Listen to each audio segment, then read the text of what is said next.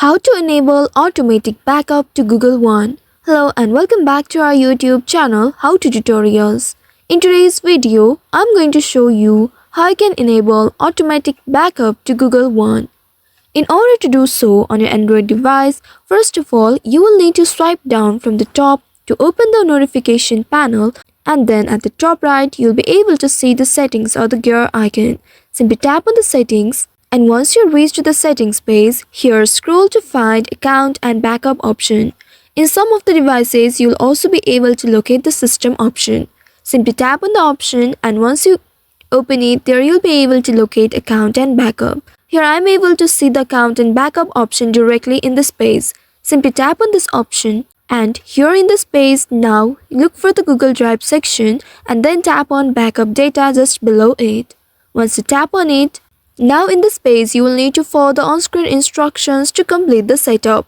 You can choose what data you want to back up, such as photo and videos and other device data. Simply tap on the checkbox at the right side and then tap on this confirm button right here. Make sure the desired options are selected. Once doing that, now in this page, at the bottom left, you'll be able to see manage backup option. Simply tap on it to review and customize your backup settings further. By doing so, you will see you have successfully enabled automatic backup to Google One. After this, your device will automatically back up where it meets the certain conditions, like if it is connected to Wi-Fi, or it has been idle for a certain period, or when your device is charging for 2 hours. Also, after doing this, to initiate a backup immediately, you can simply tap on this backup now button right here, and this will upload your selected data to Google One. While doing this, keep in mind that backup will count against your Google account storage limits, and if you exceed the free 15-digit limit, you may need to purchase additional storage to the Google One.